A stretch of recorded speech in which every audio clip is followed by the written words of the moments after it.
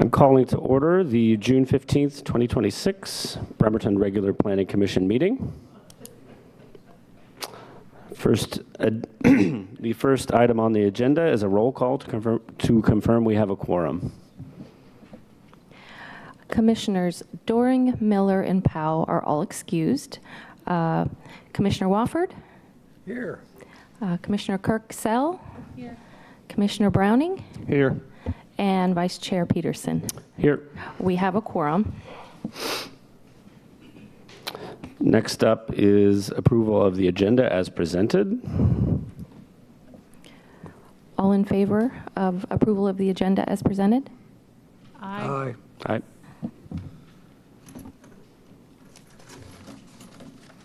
Agenda is approved.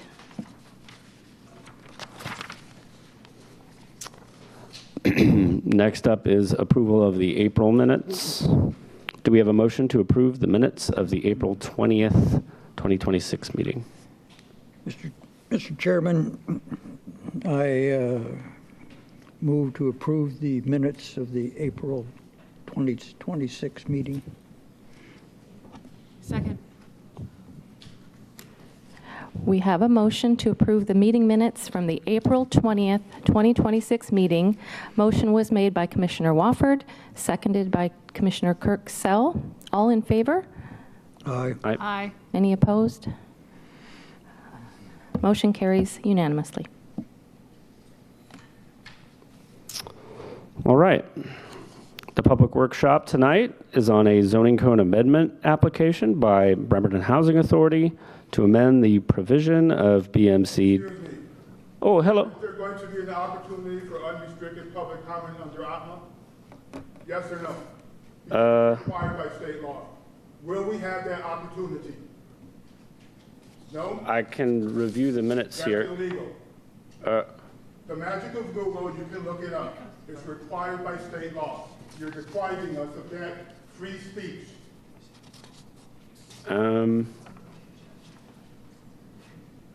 Just What about give me, cell phones? can I'm going to finish this paragraph here. The public workshop tonight is on a zoning code amendment application by Bremerton Housing Authority to amend the provisions of BMC 20.46.090, a temporary encampment permit.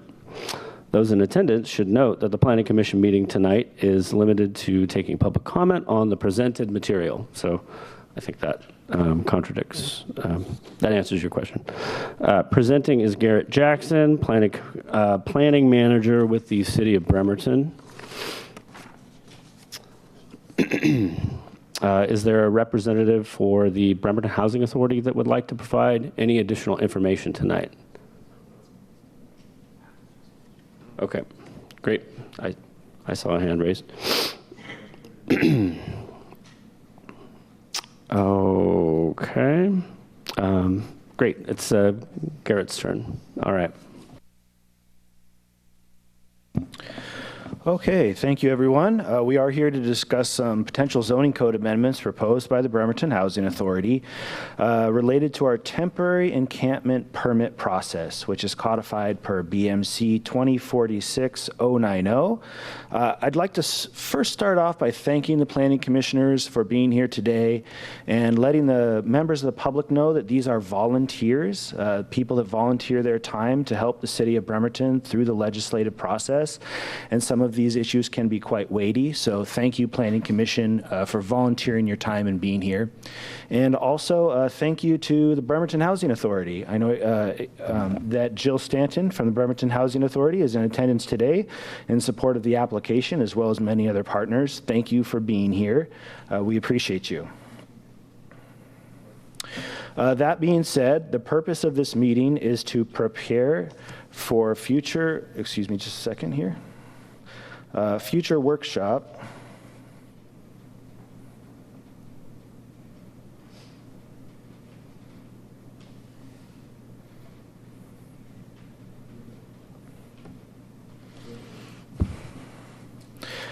For a future workshop, the Planning Commissioners should review BHA's Code Amendment application materials and receive public testimony. No formal decision or recommendation is required at this meeting. The information is being presented to ensure transparency and early public participation regarding a proposed amendment to the city's land use and zoning regulations. Okay, so just a note about where we are in the application review process for zoning code amendments. We were initially scheduled to have a May 18th Planning Commission workshop, and that was canceled at BHA's request so that they could revise their application. The initial application requested that there be no limit to the number of temporary encampments allowed in the city at one time, and that the number of zones be extended. Since then, we received a complete application on June 1st. The revised scope of that permit application is to allow for a 3-year temporary encampment at a single site, which leads us to tonight, our workshop tonight on the 15th, which was just for receiving public testimony. Planning Commission is here to take public comment on the proposed application. And then we will have a July 20th workshop in which the public is further encouraged to participate in the application process, and the Planning Commission will potentially direct staff to start environmental review. So that relates to the Washington State Department of Commerce and SEPA review. That environmental review will happen, and then a Planning Commission public hearing could tentatively be scheduled for August 17th. And then the Planning Commission would make a recommendation to the City Council, which would then review the matter in a future study session and public hearing. So another note for the public to consider is that the Planning Commission makes a recommendation to the City Council, who then makes the final decision on zoning code amendments. So feel free to keep participating throughout the process through the Planning Commission and City Council. So this is just a review of Kitsap County projects and planning efforts as it relates to individuals experiencing homelessness. And starting off with just recognition of a lot of the work that we've accomplished to date. So there's been a lot of work in the city of Bremerton specifically that has identified solutions for homelessness in our community. That starts first and foremost with the Benedict House, which opened in 2005. The Salvation Army, which is a temporary shelter that houses up to 94 beds. And then which actually expanded and remodeled their campus in 2016. In 2024, there was occupancy of Evergreen Bright Start, which provides up to 30 rooms for youth experiencing homelessness in our community. 2022, Pendleton Place, up to 72 beds for individuals for permanent supportive housing. Wheaton Landing, off of Wheaton Way, open to homeless families having 30% of area median income or less, and a new project in Minette for 9 townhomes for families of experiencing 30% of AMI or less and homeless. And then projects in the future, the Star of Hope over on Callow Avenue, which will provide transitional housing and shelter space for women. And in 2026, Respite Care Center opening just downtown here in Bremerton for 22 homeless individuals seeking respite care upon exiting the hospital system. So a lot of great work that's happened recently to be celebrated. But it doesn't mean that there isn't work on the horizon. So the 2026 Kitsap County Point in Time Count gives a snapshot in time of unsheltered individuals and those others experiencing homelessness in Kitsap County. Now, there was 551 individuals experiencing homelessness, and I believe 230 unsheltered of those homeless individuals. You can see here on the chart that goes back to 2017 and through 2026, with unsheltered individuals not being registered in 2021 due to COVID. There was a 23% reduction from 2025 to 2026. And here you'll see a chart of the jurisdictions within Kitsap County and those experiencing homelessness self-reporting of what city they're originating, that they currently reside in. You'll see here that Bremerton has 46% of that population, Port Orchard 18, Bainbridge 4, Paulsbo 16, Kingston 3, and Silverdale 13. Now this is self-reporting, and it can somewhat be sometimes be difficult to say what jurisdiction you actually reside in. You'll notice that there isn't any unincorporated Kitsap County on this list, because when asking to self-report what jurisdiction you reside in, they were asked what city. But it can be kind of difficult if anyone with a Bremerton address may know if you're reporting that you live in Bremerton. Just because you have a Bremerton address doesn't mean you live in Bremerton. The area that is outside of the incorporated city limits is viewed here on the map in light blue. And those are areas that have a Bremerton address, whereas you'll see in the darker blue color, that's the actual incorporated city limits. So the area with a Bremerton address is actually outside of the city is actually equivalent to the incorporated area, nearly on a one-for-one basis. So because that self-reporting can be a bit hard to understand as far as where that data is concerned, we turn to the U.S. Census, which doesn't report based off of zip code. It does report based off of incorporated city limits. And you'll see here that Bremerton's poverty rate is about 13.8%, with a median household income of about $75,000. Bainbridge Island's poverty rate is about 3.5%, with a median household income of about $172,000. Kitsap County's poverty rate is 7.8%, median household income $104,000. Port Orchard, 9.7 poverty rate, with a median income of around $90,000, and Paulsbo with a poverty rate of 9.3% and median household income of approximately $116,000. So that provides kind of a snapshot of homelessness and geographics in Kitsap County. And this next document, the Kitsap County Homelessness Housing Plan, is a 5-year action plan from all Kitsap County jurisdictions for a 5-year period. So representatives from all the jurisdictions within Kitsap County collaborate to provide the suggestions in this suggestions in this document. And that includes the Kitsap County countywide planning policy. So the Kitsap Regional Coordinating Council is made up of all jurisdictions within Kitsap County, and we band together to provide policies that are required for every jurisdiction within Kitsap County. And one of those unifying policies is to assist those experiencing homelessness in Kitsap.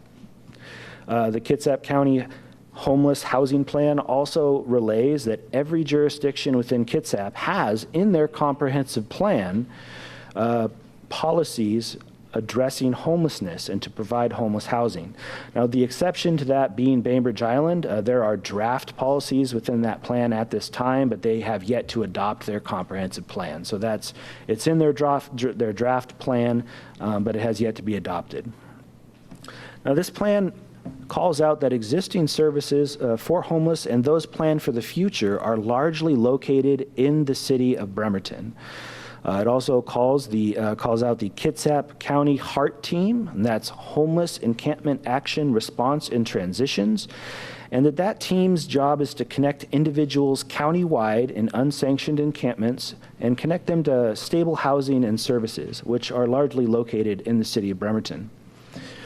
The document also notes that homeless crisis response system providers identified several critical gaps that hinder progress, including that geographic disparities with services that are concentrated in the city of Bremerton. All right, now here's a big chart. This is also in the Kitsap County Homeless Housing Plan for our 5-year homeless housing plan throughout Kitsap County. And this chart is a smaller subset of growth allocations that are adopted in the county-wide planning policies. So the Kitsap Regional Council has a much broader table that includes all income bands, so all income segments of the Kitsap population and housing that's needed to support those income bands. The homeless housing plan only provides emergency housing and housing meant to identify those at 0 to 30% of area median income.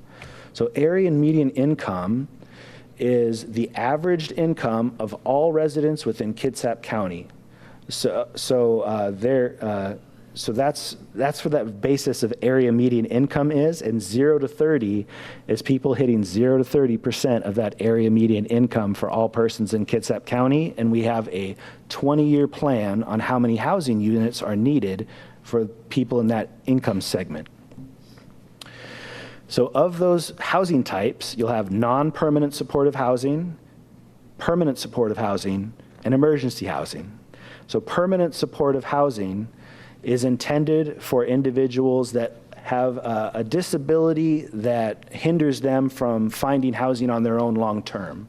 So permanent supportive housing is, as it sounds, it is permanent, that individuals needing permanent supportive housing could expect to be in this housing indefinitely. Non-permanent supportive housing is meant for the other segment of the population that maybe doesn't need housing for quite as long. So, as an example, transitional housing is a type of housing that's meant for up to 2 years. And emergency housing, as you might have guessed, is more for emergency shelters that are need more in a triage type of situation.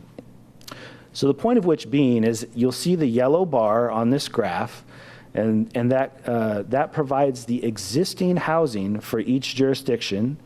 Just below that is the allocation through the year 2044, and just below that, a 5-year estimate of the housing that needs to be constructed to meet that 20-year planning goal. So as you can see, the city of Bremerton is leading in most categories, particularly per capita, where we have a non-permanent supportive housing of 1,300, permanent supportive housing of 106, and emergency housing of 316. And while other jurisdictions have a fairly low amount or no housing for those housing types, and once again, certainly the city of Bremerton leading per capita, not only in existing, but in projected housing types for non-permanent supportive, permanent supportive, emergency housing, both existing and projected. Another note on terminology. We've had some comments about whether temporary encampments should be considered step housing, so we thought we should take the opportunity to describe the difference between step housing and temporary encampments. So step housing is regulated by RCW 3521-683, and it includes indoor emergency shelters, transitional housing, emergency housing, and or permanent supportive housing. So these are all structure types that are required to meet the building code and local development standards. And Bremerton completed the code amendment process to support step housing. So this is already adopted in our code, that anywhere where a hotel is allowed, that you are conditionally allowed to have a indoor emergency shelter. So for instance, the Sheridan site today could apply for an indoor emergency shelter, and that is different than a temporary encampment. So a temporary encampment is governed by RCW 3521-915 and is required that jurisdictions allow religious organizations to have temporary encampments. So in those instances, temporary encampments do not need to meet building code or other local development standards. So you'll see structure types that might include tents or pallet shelters or similar. So these are buildings that don't meet the building code and they don't meet other local development standards. And that's allowed as a temporary encampment. The city of Bremerton adopted a temporary encampment code first in 2019 that goes farther than what is required by the state. The state requires that jurisdictions allow religious organizations this allowance, but the city of Bremerton extends it to any property owner. So, and that is elective. Washington State Building Code Council is currently considering draft regulations for temporary emergency shelters. So shelters like pallets or lehighs may be regulated by the state in the future, but at this point in time, there aren't regulations guiding minimum standards for those types of triage housing.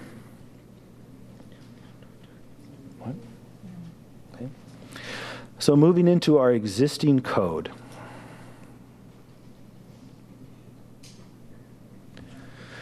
So we've had updates since the code was originally adopted in 2019. There was updates in 2024 at the request of the Bremerton Housing Authority, 2025, kind of easing the permit requirements for 3-year temporary encampment permits, and then our current proposal from BHA.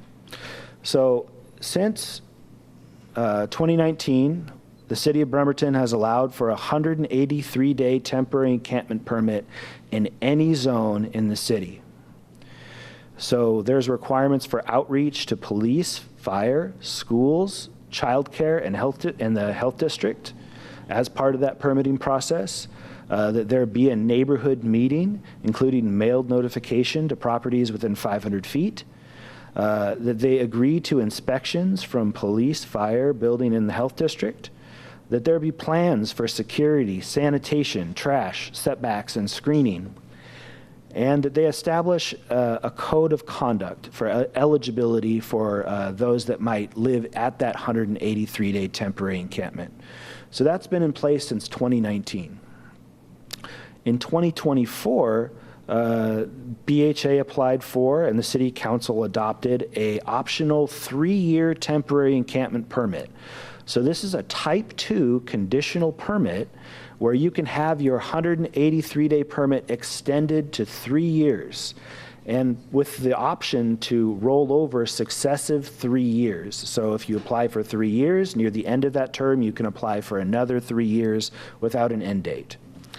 But there'd be a requirement that with that long-term encampment, that there be social services provided on site, that those structures be composed of durable, rigid materials.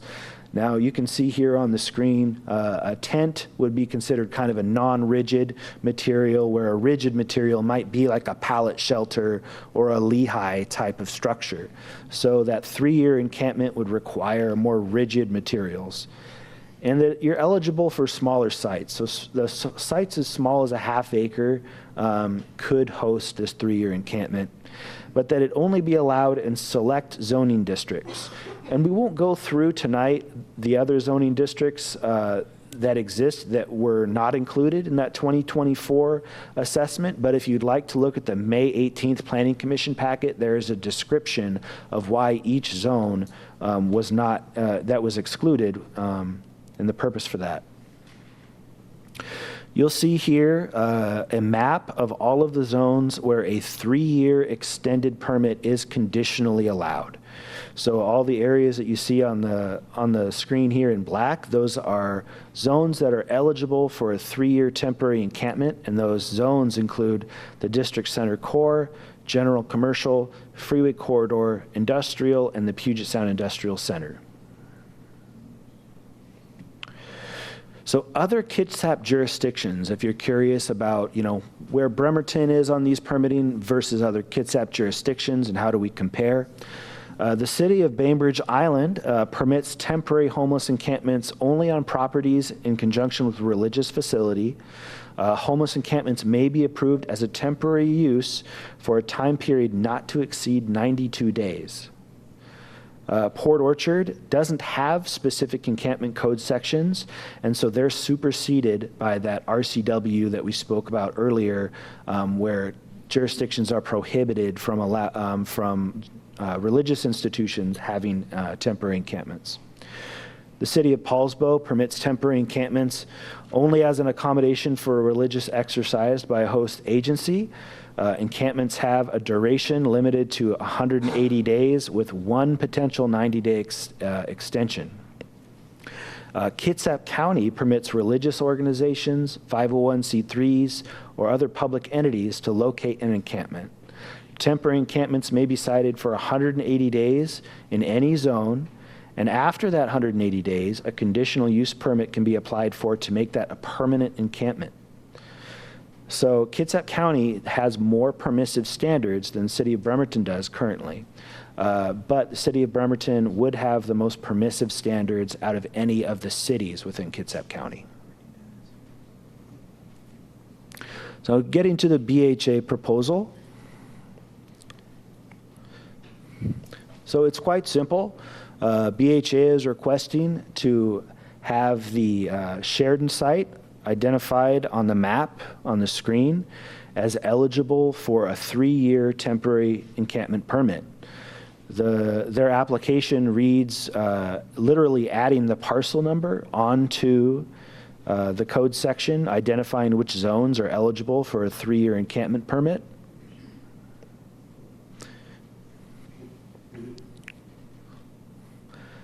So, and there are some considerations for that very specific ask.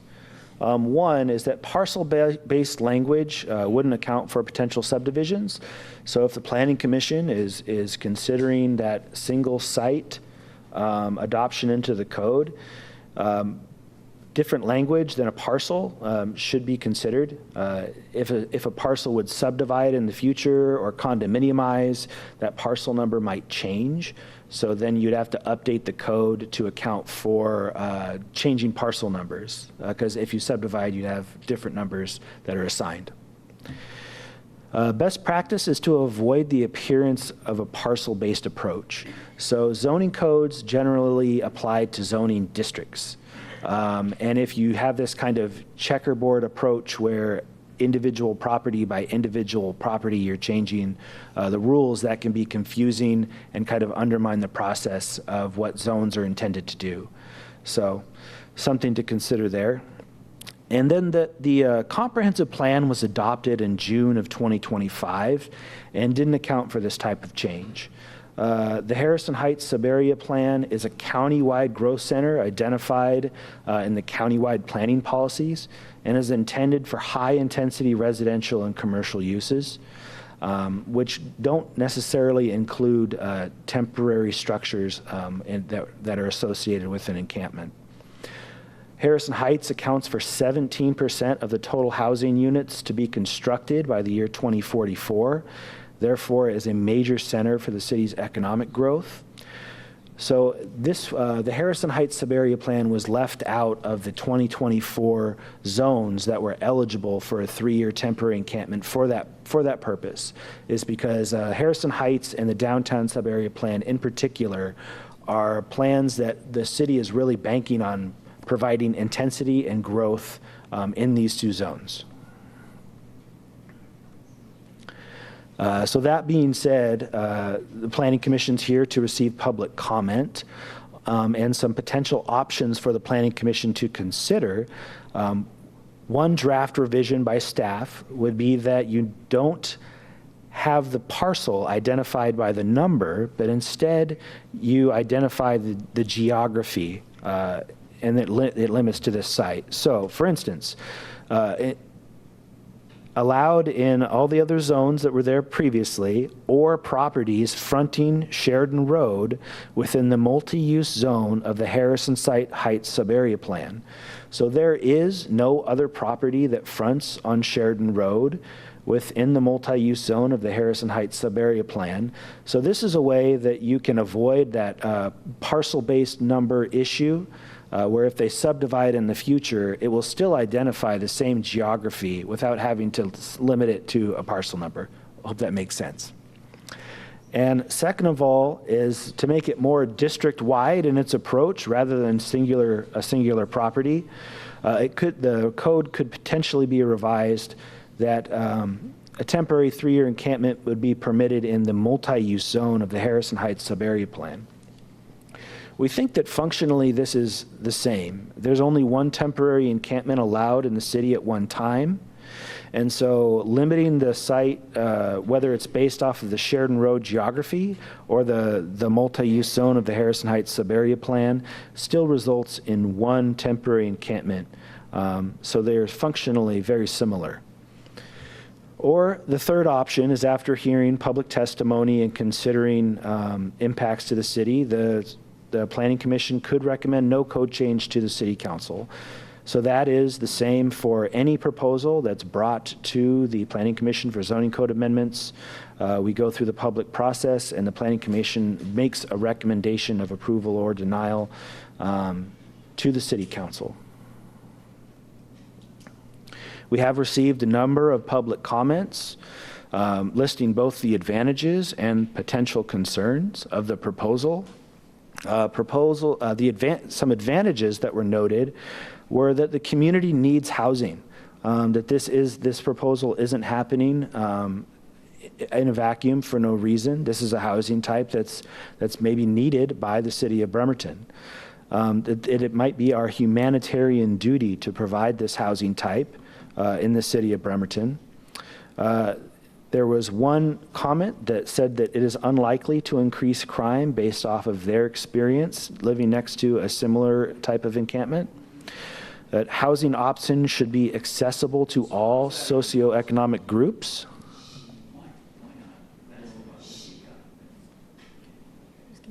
And then potential concerns. That there's been a lack of transparency for the site and potential incorrect use of terminology. That concerns that it would be temporary when it actually could end up being a permanent encampment. That there's concerns for potential spot zoning, that this could disrupt the long-range planning efforts for the geographic area. That there's a school that is adjacent. That resident screening of the population, crime, and impacts to neighbors should be considered. That Bremerton has a disproportionate share of these types of facilities in Kitsap County. And then one comment on the Salvation Army closure. So we did have a comment that claimed that the Salvation Army might be closing. We have confirmed with the Salvation Army that they will not be closing, and this is incorrect. So if there's any misinformation that the Salvation Army might be closing, the Salvation Army won't be closing. There is the temporary emergency shelter that is in need of funding and may close, but not the Salvation Army location in general. So our director reached out to correct the record there, and we let BHA know that that was the case. Once again, the purpose of this meeting is to prepare for a future workshop. Planning commissioners should review BHA's code amendment application materials and receive public testimony. No formal decision or recommendation is required at this meeting. The information is being presented to ensure transparency and early public participation regarding a proposed amendment to the city's land use and zoning regulations.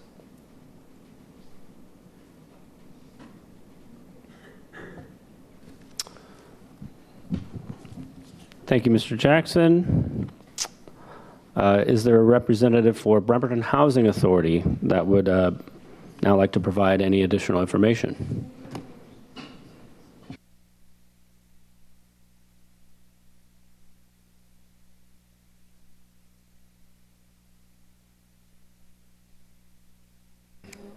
You should be able to. Okay, how about now? Okay. Yes, thank you, first of all, for volunteering to be on this committee and for considering this request. And thank you to the city staff who have put their time and effort into this as well. And also to all the people here tonight, both in opposition and in support of the shelter. As you probably know, at the City Council's request, BHA and our partners spent months, literally months, trying to find a property, and that was a very difficult process. There's no perfect site for what we are proposing, but the Sheridan site has many aspects that are crucial to this type of shelter. So we very much ask that you consider a recommendation to approve this request. But I also have another request. Although, as Garrett has said, the purpose of this workshop is to prepare for a second workshop. And that is what the city is recommending, which would happen in another month. You're not required to do that. There are many good reasons to do that, but you're not required to. And I'm asking that you move forward to the next step without doing that. The reason for my request is that we are in an urgent situation where we need to spend the county and the city funding before the end of the year. Holding another workshop will delay this process by another month. And I know that there's opinions out there that BHA should have or could have acted earlier. However, we only closed on this property in November of 2025 after months, as I said earlier, of trying to find a property and negotiate the purchase. Since then, we've been struggling to figure out what is allowed, what is not allowed, what can be changed, what cannot be changed, what the city council and the city leadership supports or don't support, and it's been a very confusing and difficult process. We've literally worked tirelessly to try to figure out what the next steps are. For example, we thought we were doing the right thing by asking for a general code change rather than a site-specific code change to avoid things like optics of spot zoning, only to find out later that's not what would be supported. So we had to change it to a site-specific request, another delay. Although we've worked hard to get to the point where we are now and have already overcome significant challenges, we are running out of time as a city to spend this money. Not only do we need to get this time-limited change, the zoning code change, but we also have to complete the permitting process, which can be lengthy. Please keep in mind that the proposed use for a 30-unit temporary tiny home shelter with 24/7 security and on-site services is already allowed on the property. Our request is only to extend the period of use, as it would make no sense to spend the millions of dollars literally on a 6-month solution. We understand that there's people opposed to it. We understand that you received 7 letters, but I also just want to remind everybody that we have well over hundreds of people living in homelessness in Bremerton every night. Our proposed project can get at least 30 of them off the street or out of the Salvation Army, and more importantly, into a path out of homelessness. There's also numerous supporters of the shelter and numerous people that understand what is needed, multiple partners that understand what is needed to help people get out of homelessness. Our proposal is consistent with the comprehensive plan, particularly policy H2E, which calls on the city to support efforts to provide for a variety of housing options, such as emergency group housing, homeless shelters, and a short-term housing to meet the needs of those in lower income categories. Other relevant comp plan policies are referenced in our application. The comp plan housing appendix says that there's capacity for over 1,000 emergency shelter beds in Harrison Heights. Right now there are none. Providing these beds furthers the goal of the comp plan to provide adequate emergency shelter. We literally are trying our best to jump through every hoop, to dodge every ball that is thrown at us, to try to stop the development of this shelter, which was requested of us by the City Council. But we need the city's help. We will continue to push forward, but we need to make it very clear that we are not sure we can spend the city's money if the city does not help us to get through the time limit zoning code change and the permitting process as quickly as possible. With the city's help, we can build this shelter quickly. Without the city's cooperation, I am actually losing hope. And it's not me, this isn't about Jill, this isn't about BHA, it's not about our partners. It's not hurting us. It's the people who are homeless. It's our community that's enduring the pain and the consequences of homelessness all around us because we don't have the courage to act and to try something different, something that has not been done before in our community. So thank you.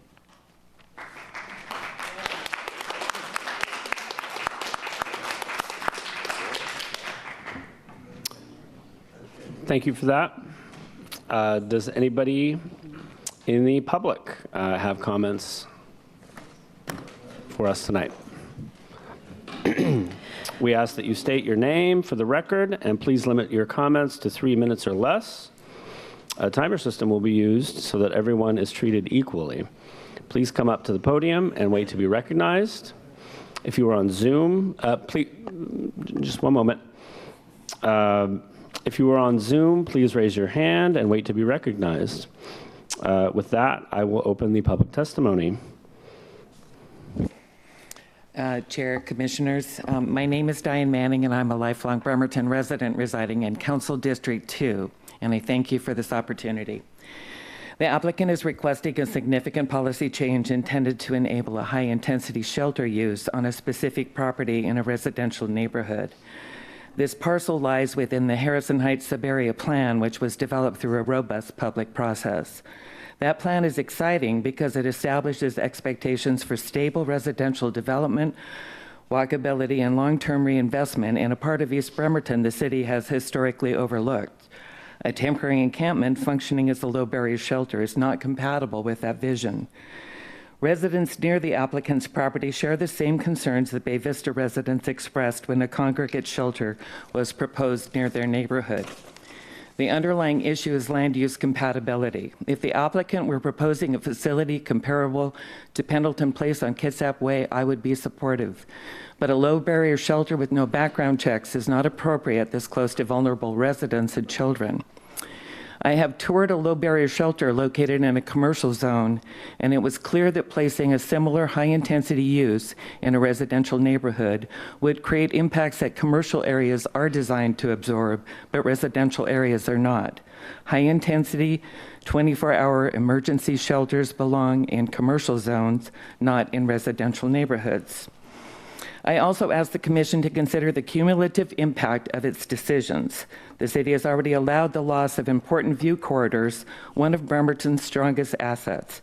Decisions like this shape whether Bremerton remains appealing, beautiful, and enjoyable to live in, and protecting those qualities is essential to keeping our city a wonderful place to call home.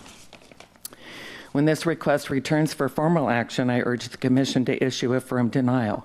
Bremerton residents deserve a planning process that upholds the Harrison Heights Sub-Area Plan's vision and protects the character and livability of their neighborhoods. Thank you.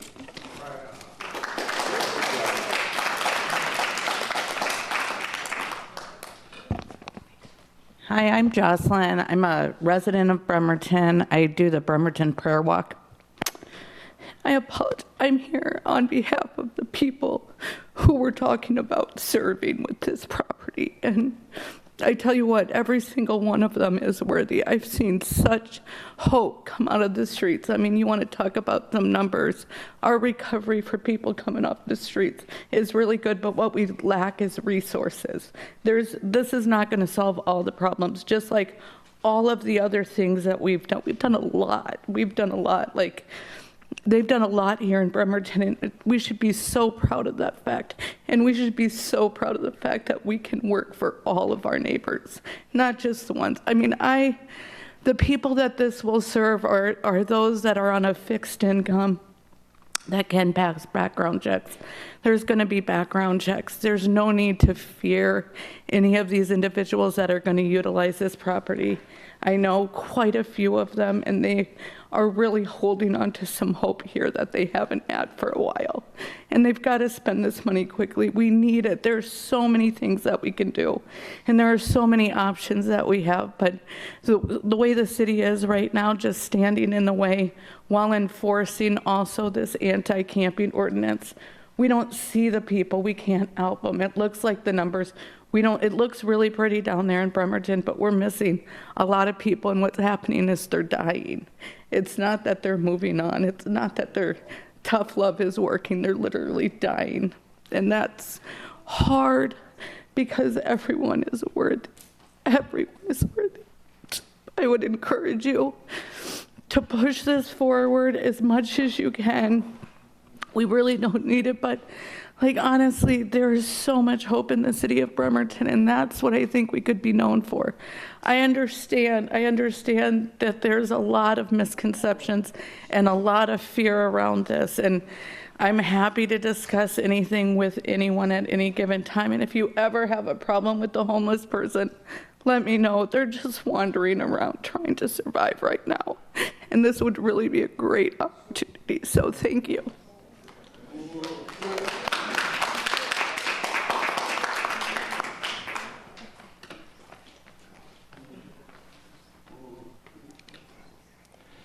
Good evening, Commissioners. My name is Richard. I live over in Harrison Heights, and I'm stand before you tonight to address a catastrophic breakdown of transparency, communication, and basic procedure due process regarding the proposed spot zoning for a temporary homeless encampment in our neighborhood. As a matter of constitutional law, zoning actions require meaningful notice and an opportunity to be heard. Yet the homeowners directly adjacent to this site have received zero notice, zero communication, zero transparency from either the property owners or our district council representative. The reality of this communication void is, let me be perfectly clear, the neighborhood was left entirely in the dark. There has been no community meetings, no exploratory matters, and no civic outreach to find out what a major land use variance is being fast-tracked through a sudden spot zoning application without consulting the people who live, work, and raise families here is a complete subversion of the planning process. Our councilperson has held no forums, answered no community inquiries, and used no district-wide notifications. We are being asked to absorb a complex, high-impact temporary facility without being granted our legal right to examine the application, the site management plans, or the public safety mitigations.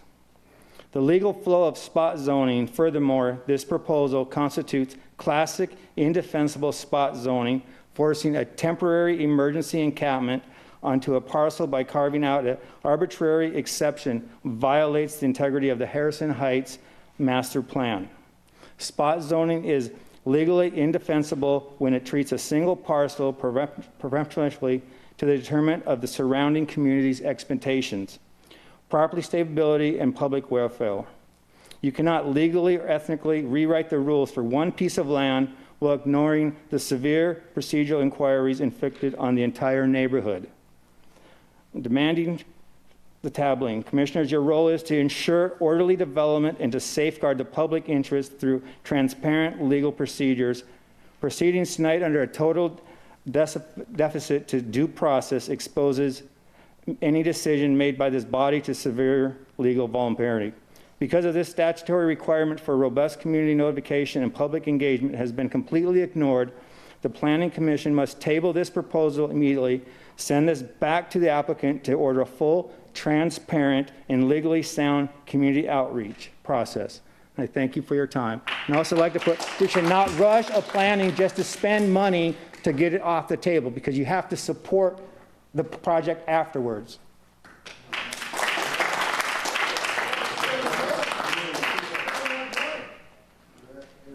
Hey guys, I'm Sean. I was actually born in that hospital that used to be there. I've lived right next to it, right next to your proposed site for decades. I've raised my kids there.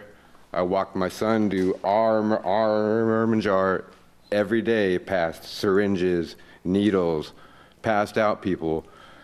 Lived here my whole time. I know there's a homeless problem. This is not the way to solve it. We already walk by the feces on the way to my elementary school. Then I have to walk my daughter to her middle school because she has to walk.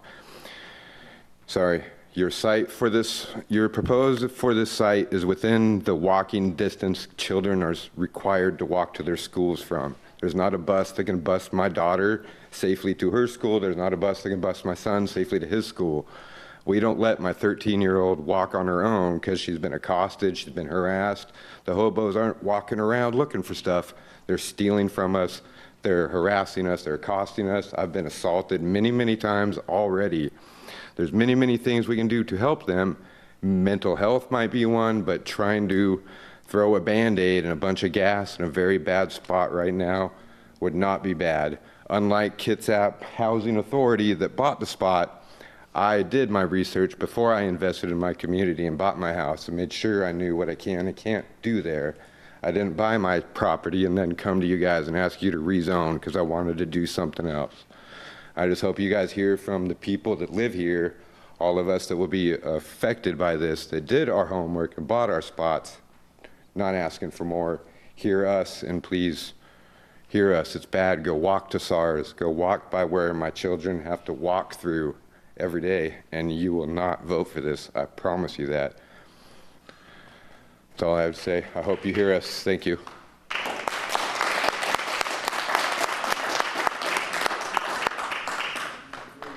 Am I talking up or I need to stop? Oh, here we go. Oh, okay. Good evening. My name is Benny and I'm 12 years old. I live near the area where the homeless community is being planned. I'm here because I care about my neighborhood and my school and the safety of kids like me. I understand that homeless people need help, support, and a safe place to stay. I believe we should treat everyone with kindness and respect, but I do not think placing this community near homes and a school is the right location. Every day, kids walk to school, ride bikes, wait for buses, and play outside in this area. My parents already worry about traffic and strangers near the school. Adding a large homeless camp nearby can make students and families feel less safe walking alone, especially early in the morning. There are also concerns about crime, drug use, and mental health issues that sometimes happen around homeless encampments. Even if most people would not cause problems, it only takes a few dangerous situations to put children at risk. Kids should be able to focus on learning and growing up, not worrying about whether it is safe to walk to school. I also worry about how this could affect our neighborhood parks, sidewalks, and public spaces. Families choose this area because it is quiet and close to schools. We want to protect that environment for children. I ask the city to please look for a better location that is farther away from schools and neighborhoods with many young children. We could support homeless people while also protecting students and families. Both things are important. Please think carefully about the safety of kids like me when making this decision. Thank you for listening to my speech.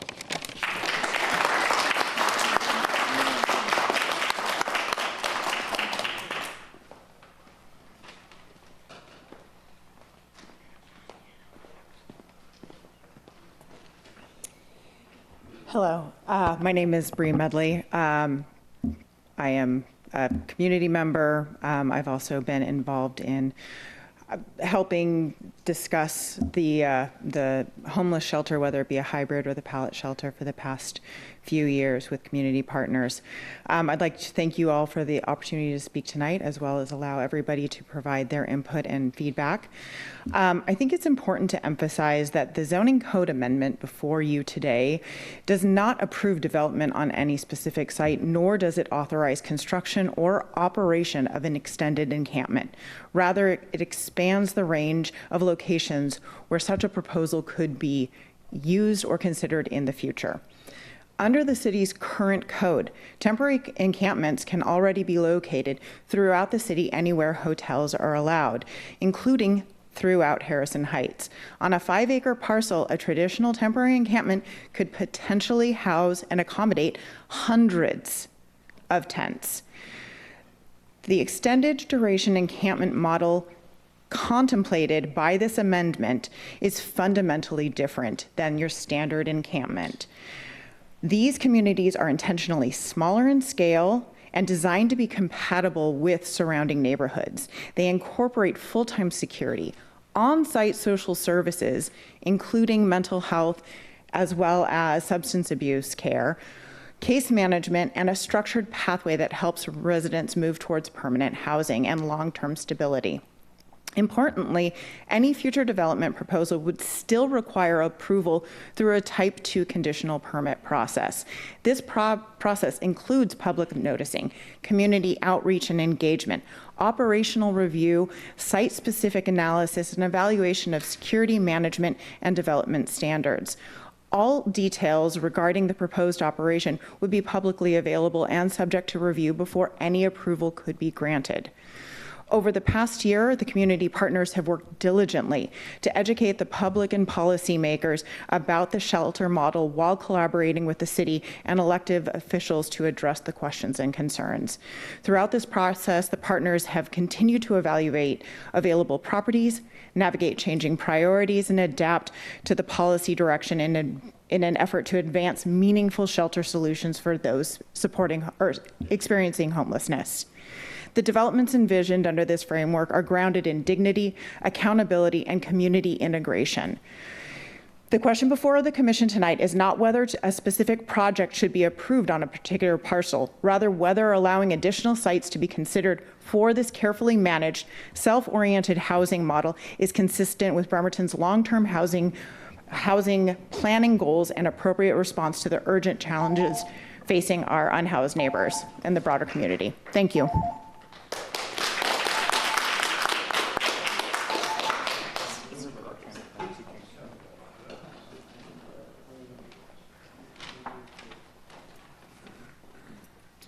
My name is Jeffrey Pickler.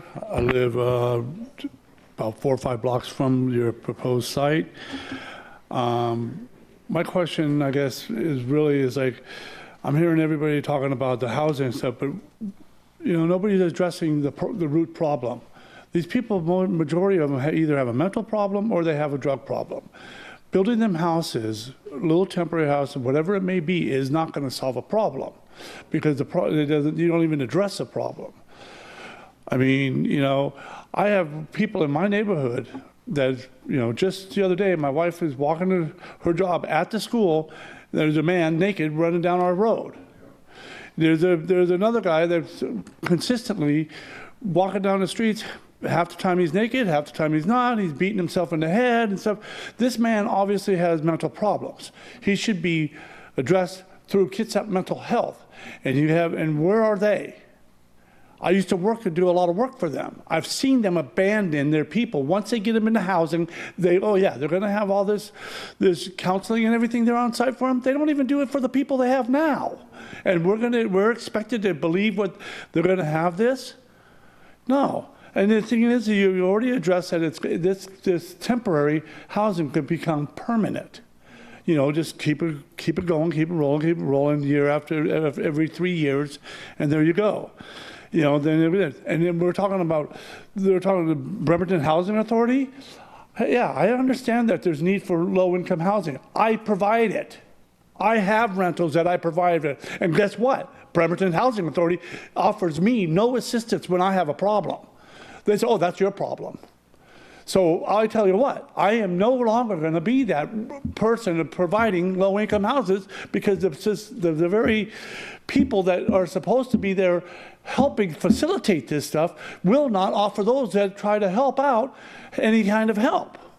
And yet now all of a sudden everything's going to be wonderful and they're going to do all these things for these people. These people need help, not housing. They need drug places, they need mental health facilities, not some place where they can go do their drugs and everything else and then die inside them. And then once they do enough drugs, they become a hazmat place. You guys have to tear them all down, and then you're going to start all over and spend millions more. It's a cycle that's been being repeated through King County, Pierce County, Snohomish County, and it's just going to go on and on and on until you actually address the root problem. Mental and drug problems, and they need help in those fashions.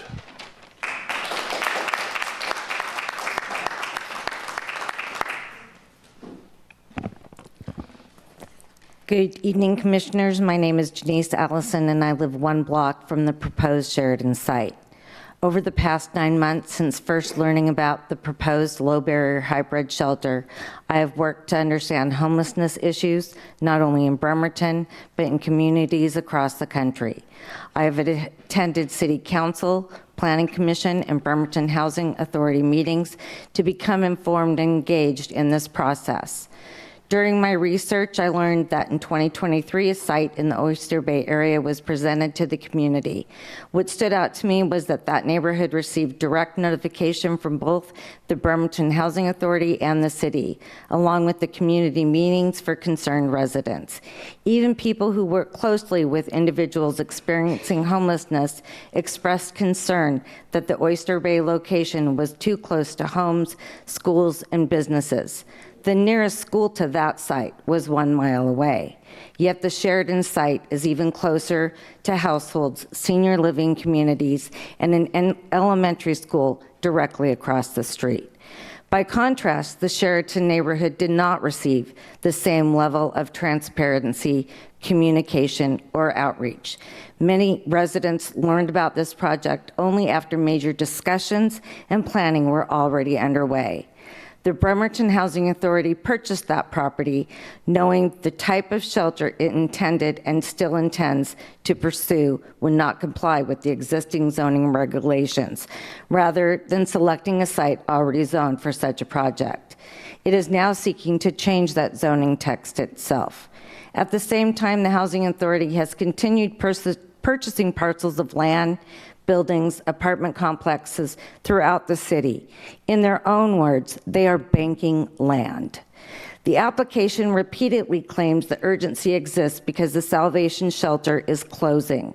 That assertion has been used as justification even back in 2023, and yet that claim is false. This is the wrong solution for both this neighborhood and the city of Bremerton. Ultimately, the zoning amendment will not provide meaningful solutions for the vulnerable people this project is intended to help. It would simply relocate them out of the downtown Bremerton area. I respectfully urge the Planning Commission to recommend that the City Council deny the proposed zoning text amendment. Thank you.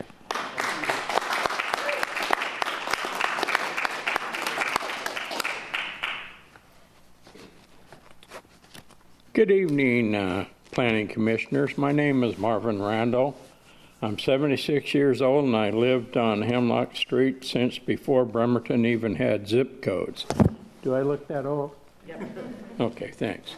My father purchased the family home in '54 when I was a young child, and I bought it from him in 1975.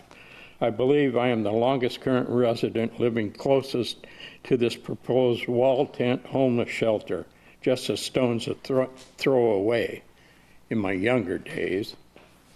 I'm here tonight because I deeply care about this neighborhood and the people who live here. I also care about the unfortunate homeless people. I have a nephew and his wife, and I pray for them every day.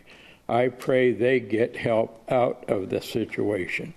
The key is the word out. You can't get out by just getting a home and some food, a tent.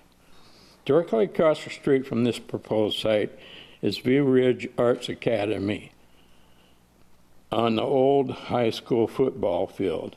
More than 400 students attend daily Armand Jars Elementary School also.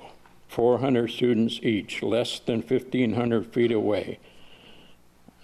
Legion Field School District property is 475 feet straight across the street.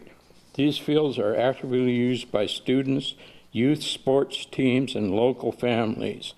The Boys and Girls Club and East Bremerton Gym are both 1,500 feet away, and they serve children, teens, community members every single day. Less than a half mile are multiple senior living facilities, including Canterbury Manor, Bridgeview Senior Care, Vineyard Park Senior Living.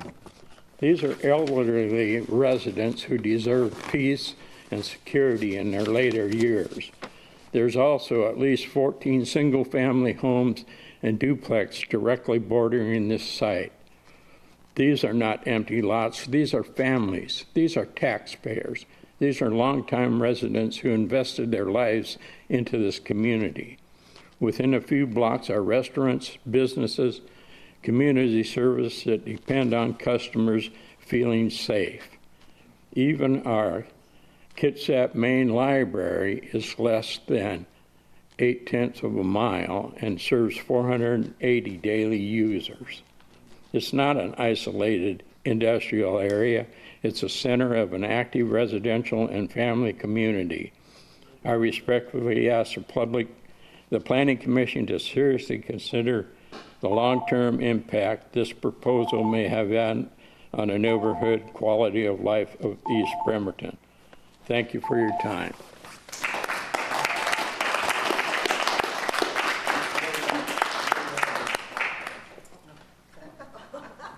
Sorry. You don't have to use my... After you, please.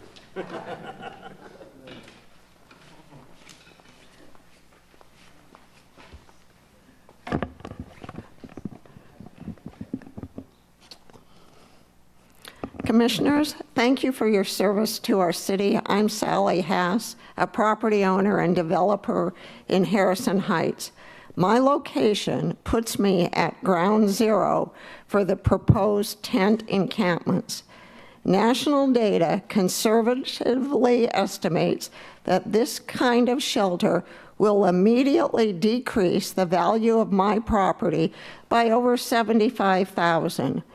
But more importantly than that, I am a former refugee from homeless services located by my residence in Tacoma. I've already experienced property crime and numerous car break-ins. I've already experienced factoring in personal caution measures into my daily movements and what it's like to live with fear. That is why I'm here tonight, to ask that as you prepare your recommendations for City Council, you view this proposal through the lens of basic fairness.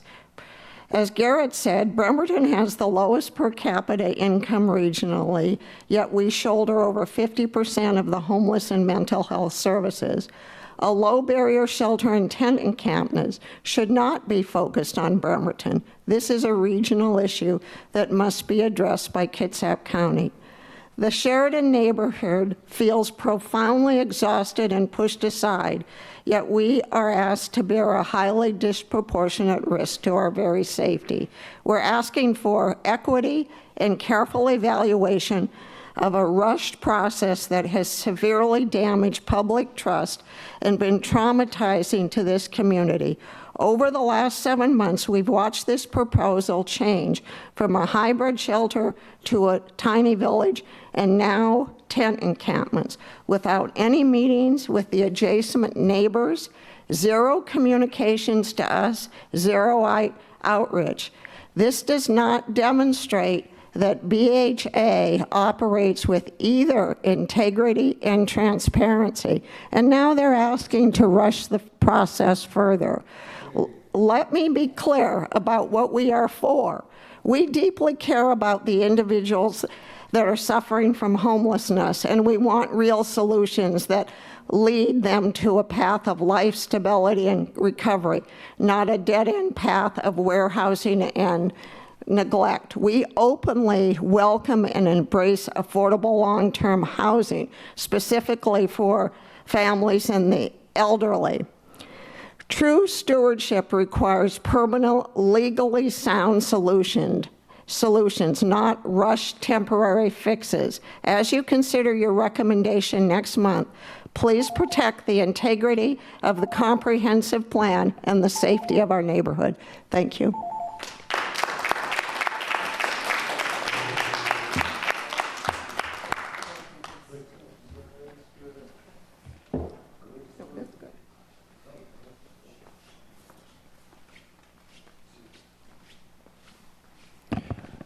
Hello, everybody. My name is Joseph Crane. I'm the Executive Director at St. Vincent de Paul here in Bremerton. I'm also co-author of the ops plan for the proposed housing-focused shelter that's going to be placed there on Sheridan. It's comprehensive. It's comes with a lot of research and intentionality around this housing type.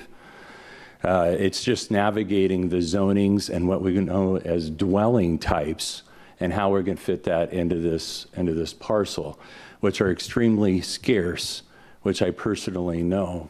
Over the last 3 years, we've been traipsing all over this county looking for parcels that we could build this very intentional, comprehensive shelter that does not exist anywhere in Kitsap County.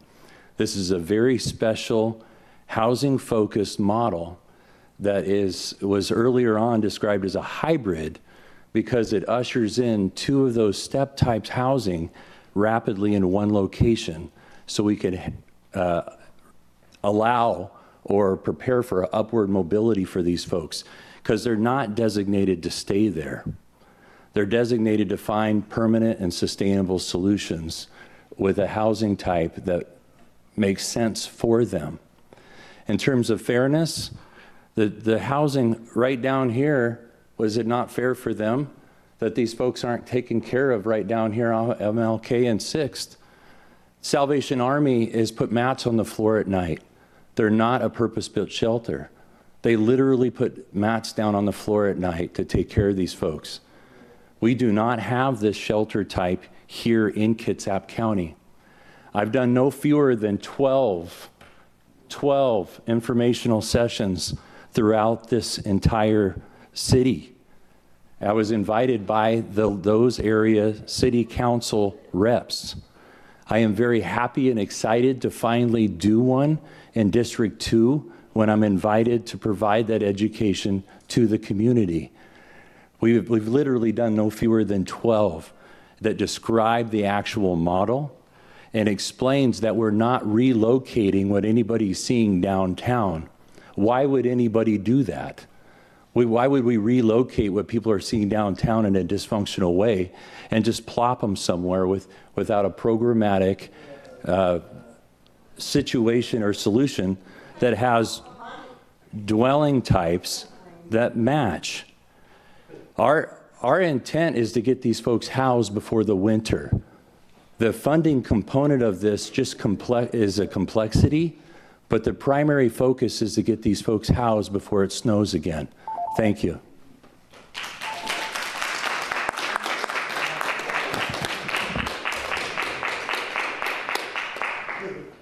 Good evening. My name is Debbie Smith, and like many in this community, I support efforts to help those experiencing homelessness. However, I would like to address the potential impact of this latest proposal on property values and future investment in our area. The Sheridan Road site is surrounded by hundreds of family homes, schools, businesses. Homeowners who have invested their life savings and paid property taxes with the reasonable expectation that the city would uphold its zoning standards and safeguard our neighborhoods. Speaking honestly, if presented with 2 identical homes or businesses, it is reasonable to assume that most buyers would place a lower value on the home located near a large encampment shelter. One of the most widely cited studies on this issue was conducted by the New York City Independent Budget Office in 2019. They found evidence that homes located within 500 feet of an adult homeless shelter sold for approximately 7% less. Whether those exact figures would apply here is unknown, but it could potentially mean tens of thousands of dollars in lost equity to the nearby homeowners, as well as revenue to the city with lowered property taxes. Home builders, business owners, and property investors rely on predictable land use policies when deciding where they want to invest their money. When zoning rules are changed to allow unexpected use, it damages the public trust, which I think you've seen tonight, and creates uncertainty, which can send investment dollars elsewhere.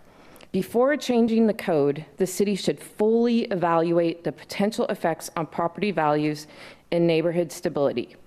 We should not move forward with a proposal that may place past investments as well as future investments at risk. Given all of this, I strongly implore the Planning Commission to recommend option 3. no code changes.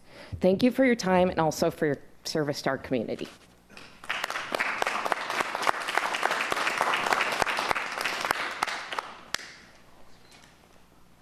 Hi there, I'm Everett Allison. I live in District 2. I wasn't really planning on speaking tonight, but Joe and Jill, who don't live in Bremerton, kind of got me feeling a little worked up here. Now, if you want to know how this homeless thing's going to work out, it's really easy. This is not unique, what your plan is. Your plan is to put a tent city down there. If you want to know how tent cities work, go to Tacoma, go to Seattle. Go look around. They're all over the place. And with that, and I'm not sure why we put that we're not that concerned about crime, because everybody knows. If we think about what we're doing, what happens in a neighborhood when this kind of thing happens in there, when we start putting up tent cities, it is crime. It's drugs, there's prostitution. So I'm looking around, see if there's any kids left in here. So the other day, there's a guy jacking off over in front of Fred Meyer. There's a guy taking his pants off down at the ferry terminal. So now you put this in a place where the property abuts homes. So my son, granddaughter, and my grandson live right down on a piece of property that abuts this. That's a sad thing. It's fraught with all kinds of problems. I think we need to look at what's right. And since we're banking land, Jill, you guys just bought a big chunk of property over off Fusion Road. Is it up behind Lowe's? Anyway, so you guys bought that, and it's right by, you have Kids at Mental Health there. You have urgent care there. It's away from homes. It seems to me you take a little bit of money, put it into that, and you could turn it into the shelter that you need, but give those people a place that's comfortable and not a wooden tent. Could you imagine being a wooden tent today? What that would have been like? They're not going to stay there. They're going to be out in the neighborhood. That's what's going to happen. We all know it. Think about what we're doing. Make the right decision. Say no. Remember the old commercial. Just say no. All right. Thanks.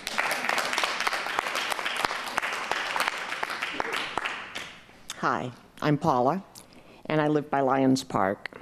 I want you to draw a visual for you. I walk the dog. People bring volleyball nets. They play. Both the baseball fields are used by kids and adults. The families are walking with the strollers. The old people are being pushed in the wheelchairs. This is very close to a treasure of Bremerton. We have a very large family in Seattle, and I hear from these families that they cannot take their children to the park because of needles, because of other obscene things going on. I ask you to please not turn Bremerton into Seattle.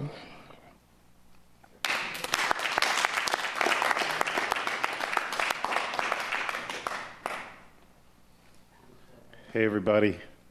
My name is Tony Ives. I'm the Executive Director for KCR, Kitsap Community Resources. Thank everybody here. Garrett, I really thank you and everybody here that volunteers your time. So just a brief history. We started this a long time ago, back in 2023, with the city and with the help of the county and a lot of folks. So just to talk about some of that history, the point in time count, for example, we all know that it's an undercount, right? Back in 2023, we did have extensive public commentary. We did have a unanimous city council vote. And what we're trying to do is do this all together, not do it independently, but trying to do it together. We've had some missteps, and some of it, we try to be transparent as possible. And then as soon as we were, things fell apart. So we had to wait until we actually secured a property. So Garrett, I appreciate what you showed the slides. You missed the Sequista Valley, the 9 units. That's great. You missed the Mills Crossing though. Okay, so that was 25 units of PSH. No, it wasn't up there. Okay, I just want to say it. We're all working together. So the site search that we did, we looked at many different sites. It was hard.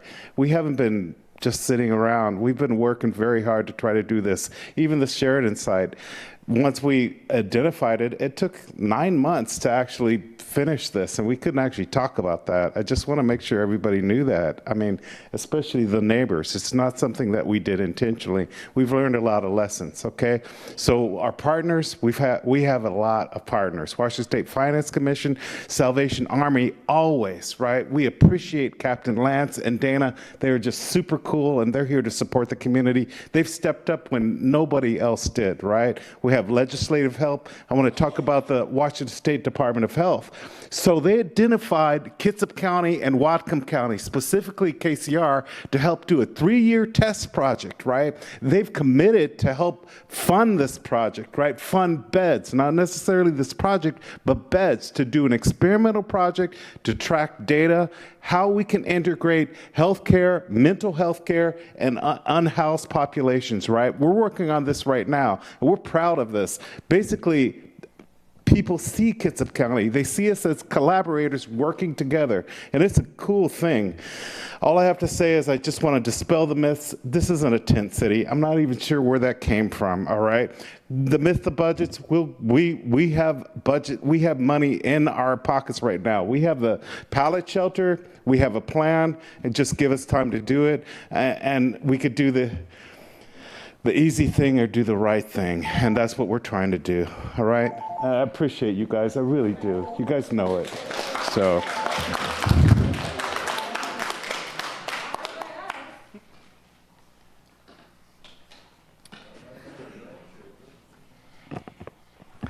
My name is Kara Flanagan, and I work at View Ridge Elementary School.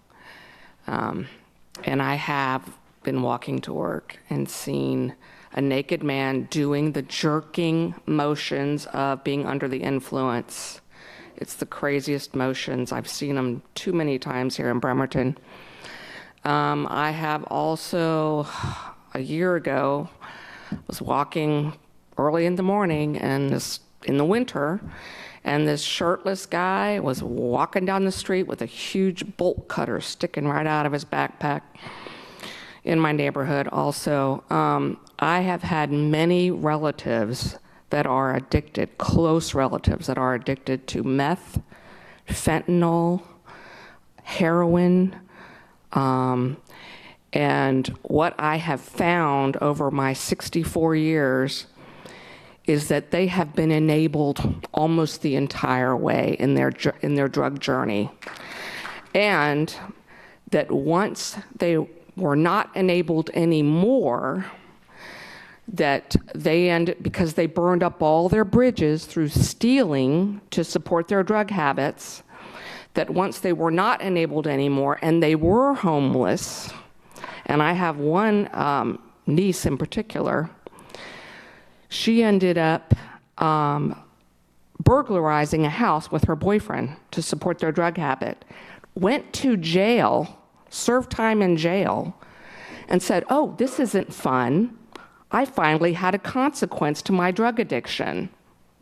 She got out, she got clean, and she owns her own business because people stopped enabling her. Another thing I've noticed with my relatives that are addicts, I'm not talking mentally ill, I'm talking addicts, is that they were so enabled most of their life that they feel entitled. They're entitled now. They're entitled to the housing. They shouldn't have to work for it. They're entitled to it. This is wrong. You are contributing to the problem. This should not move forward. That's all I have to say.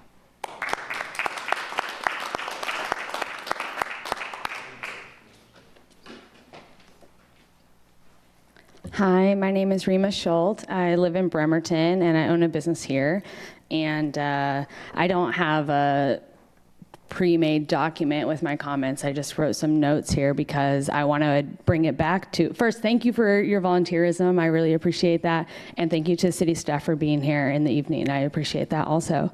I want to bring it back to Mr. Jackson's presentation because a lot of what we've heard tonight is criminalizing the poor and a lot of heartlessness regarding our neighbors. And we really need to be talking about the policy decisions that are on the table. We're not talking about whether or not we need a shelter. We're talking about whether or not it should be south of Sheridan.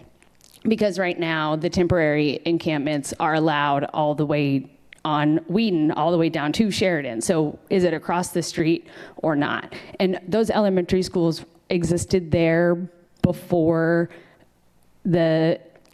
while that decision was made on where a temporary encampment should go. So I know that it's easy to say the children, but we already knew that those schools were there when temporary encampments were allowed there.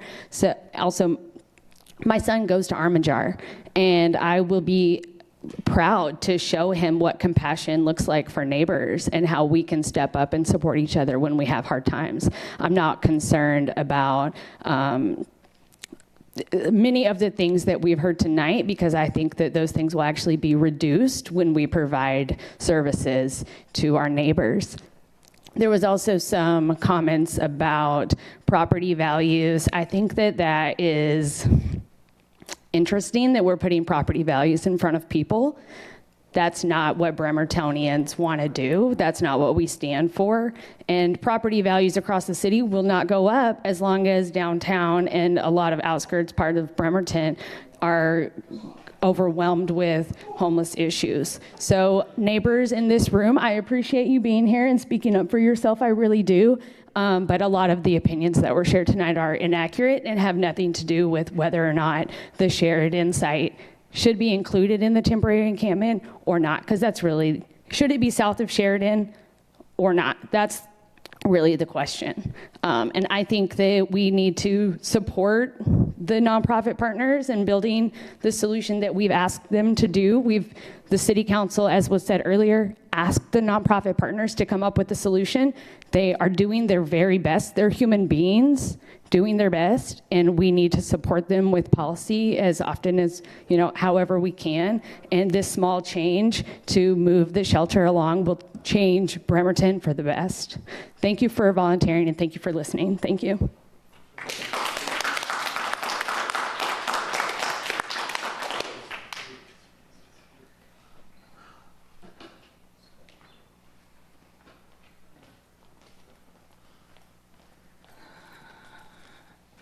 Hello, my name is Helen Havens. I live in Bremerton, in West Bremerton. I'll try, yes. I live in West Bremerton.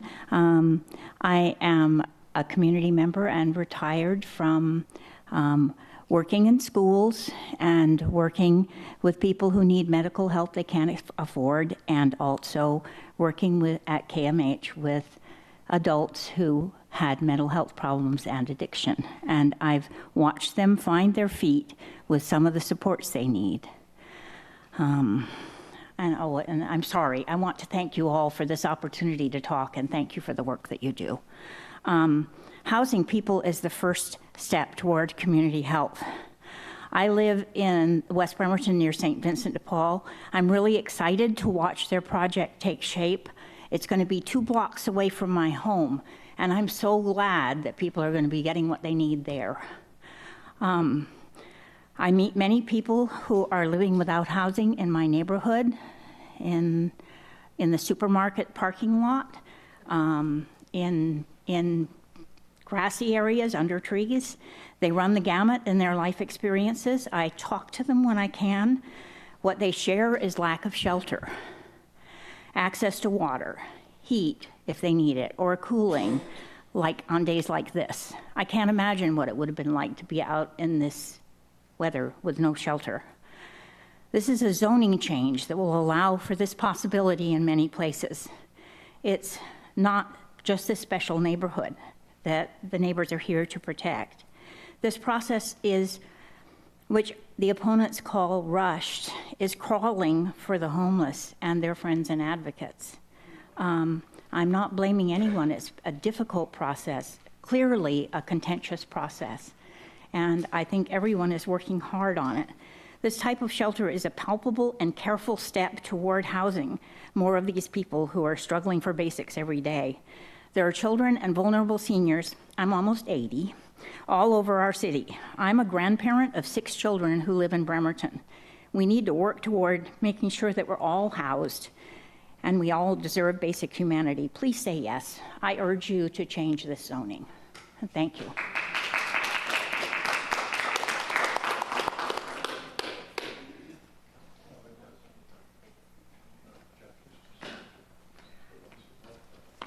You might want to put that sign up again. I want you to show that sign.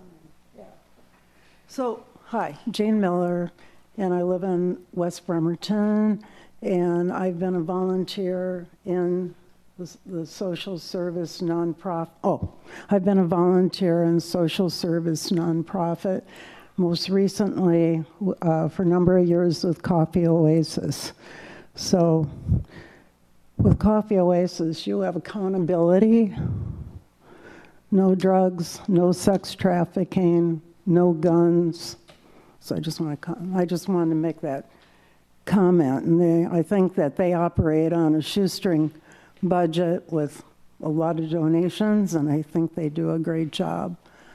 Another comment is community partners. I'm familiar, and I think they do a great job. But this here.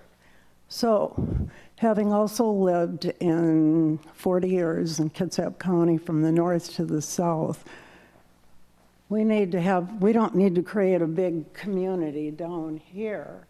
We need to have a shelter on Bainbridge, Paulsville, Kingston, and here. We need to have small little models, not a huge mega down here.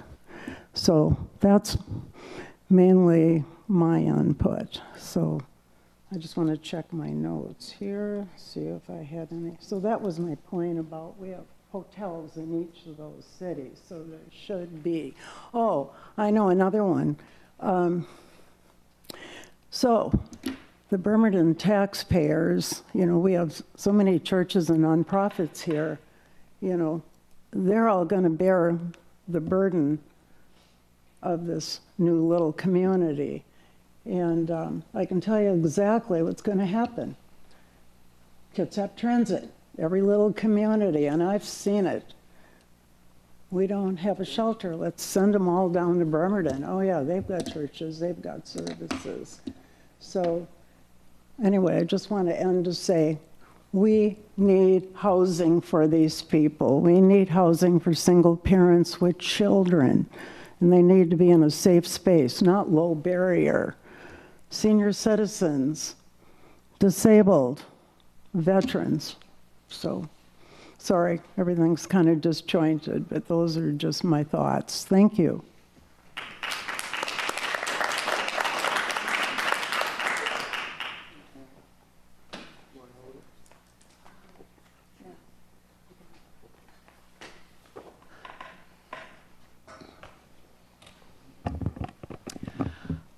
Hello, my name's Robin Weldon. I'm Friends of Smith Cove. I'm with Rock the Block. There's an amazing amount of homeless advocates that are working on the ground and have been coming to the council for years to talk about public bathrooms and to talk about how the anti-camping ordinance is harming people rather than helping them. They're moving them along. And in 2024, December 2024, the city council voted. They had a full chamber of people behind them that wanted the option, the BHA wraparound services, hybrid shelter and transitional housing option. I've been to many of the meetings that were open, and right when Right when they were able to purchase the land, that is when the council and this planning commission gagged us, gagged the homeless advocates from being, and concerned citizens. They isolated us from each other. We were not able to participate. And there was just like an misinformation campaign that went on that was solely trying to sabotage that vote. That vote of ARPA funding by the U.S. Treasury, COVID money, $1.1 million, it will be lost at the end of this year if we do not do something quickly, if you do not vote urgently for them to be able to get that money so they can start building. They need to be permitted right away. And Washington laws, those laws that are on that sign, trump actually any policy, ordinance, or code that local communities actually come up with. We have to supply, transitional housing is supposed to be available in any place where dwellings and hotels are able to be. It wasn't supposed to be this. They just had to jump through hoops because they were not able to get, your support. Where originally, the council actually did vote to support it. And then right after that, like 3 months after that, Denise Frade starts to go to Andrea Spencer. We have her emails. By the way, we collect public records. We have an evidence trail of public records on Friends of Smith Cove in Evergreen Park YouTube channel. We have a bit.ly link there too.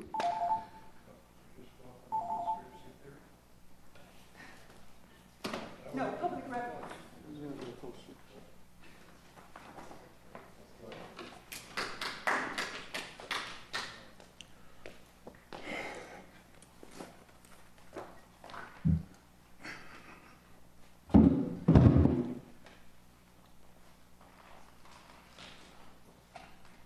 Jose Camacho, Friends of Smith Cove, Rock the Block.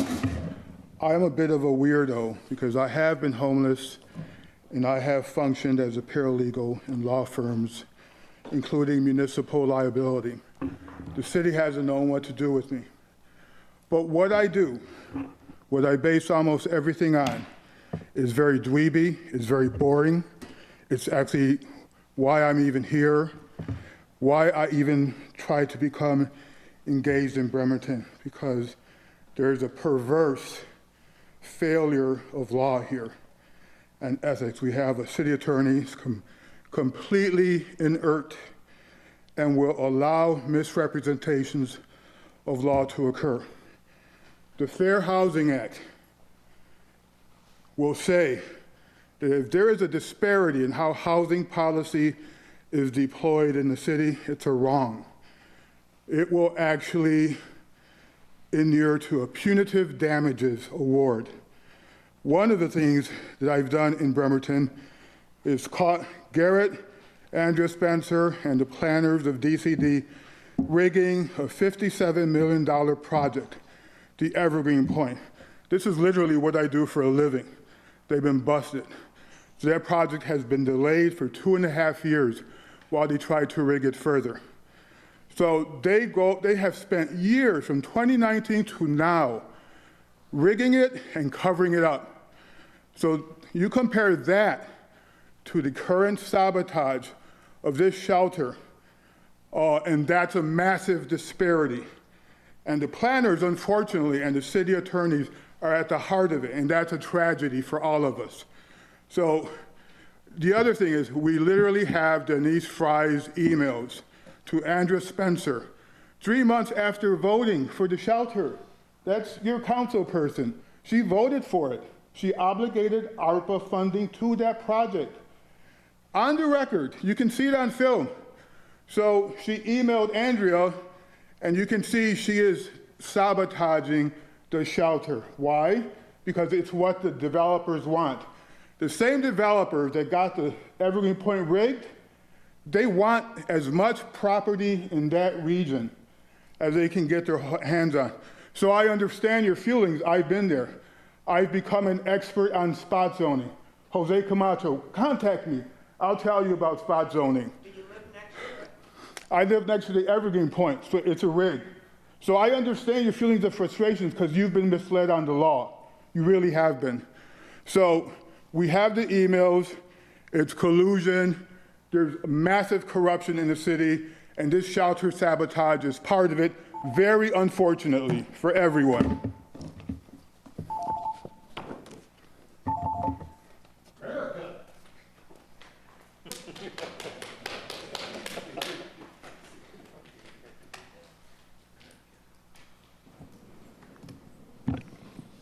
Is there anybody else for public testimony? Anybody online? We do have someone online. I will allow them to speak now.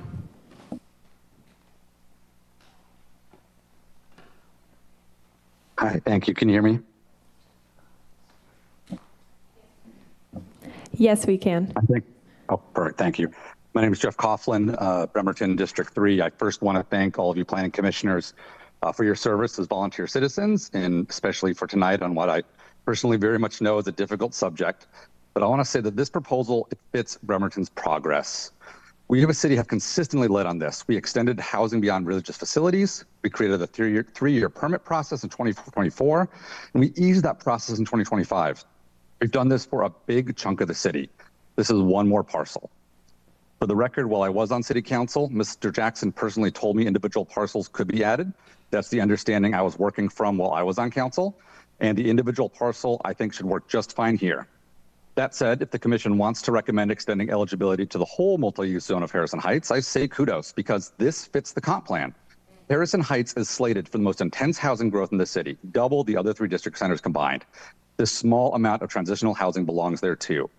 The corner location is an asset. Sheridan Road frontage means better access to transit, so nobody's going into neighborhoods, easier screening and setbacks, and less intrusion into a near interior neighborhood than a landlocked lot.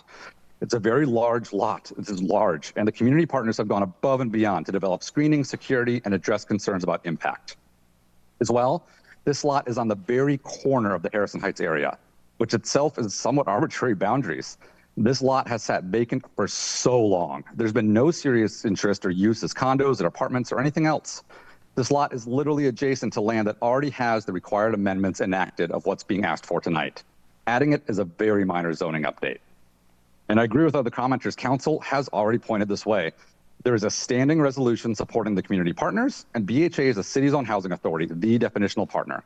The public's been aware of this parcel via numerous Kitsap articles, council discussions, social media, and outreach by the community partners for a long time.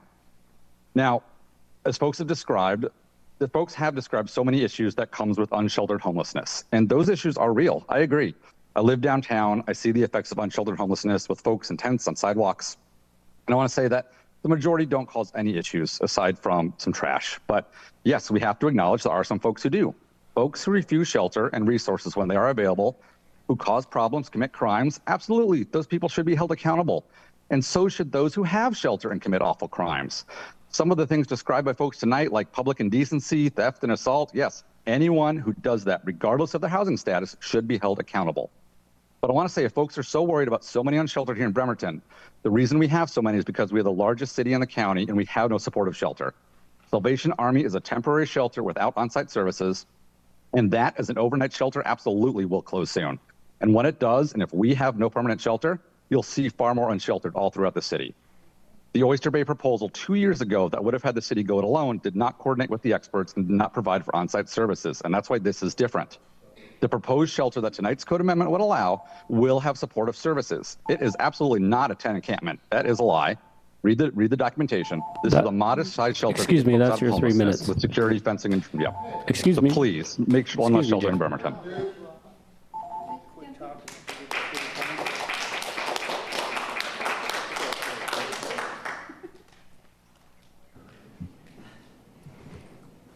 Is there anybody else queued up for public testimony? No one else online. Okay. I now close public testimony. As mentioned previously, this workshop item is limited to taking public comment, so that So we will not be deliberating any more about this tonight. Are there any clarifying questions on the material presented tonight from the Planning Commission?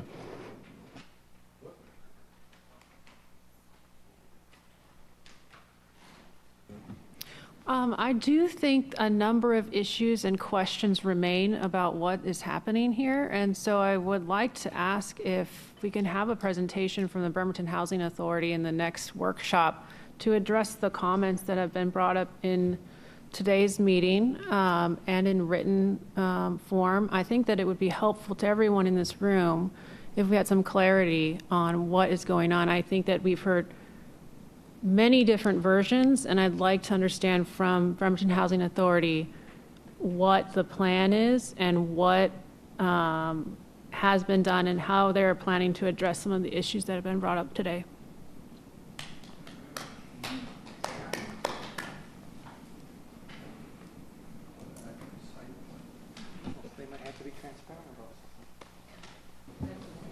Does anybody else?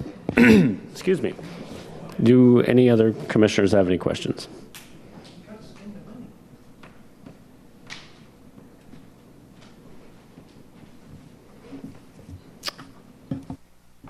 Okay, the public portion of the meeting is now closed. Now on to the business meeting. Chair report. I'm not the chair, I'm vice chair. I don't have a report. Does anybody else have anything to report? Director's report. Andrea Spencer. A new business, okay.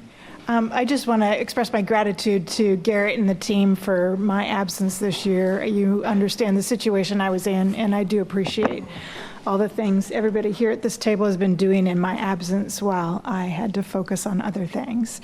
And then on a more positive note, I'll point you to your email. This afternoon you received something from Kelly, but it's on behalf of our CDBG block grant administrator. We need a delegate from the Planning Commission to serve on the CDBG project review committee to review all the applications that we receive. And we'd love it if one of you would step forward to do that for us. And details of the demands and what it looks like, and Sarah can answer questions. So take a look at your email. We're hoping to have that delegate at your next meeting. That concludes my report. Do any commissioners have any old business? Any new business? And just new business, once again, just noting that there'll be a workshop in July continuing on this subject, and we can work on a comment response matrix on comments that were provided here tonight and work with the applicant on including them in that process to get the Planning Commission and the public the information requested tonight. Okay. The next regular meeting of the Planning Commission will be held on July 20th, 2026. Thank you. The meeting is adjourned.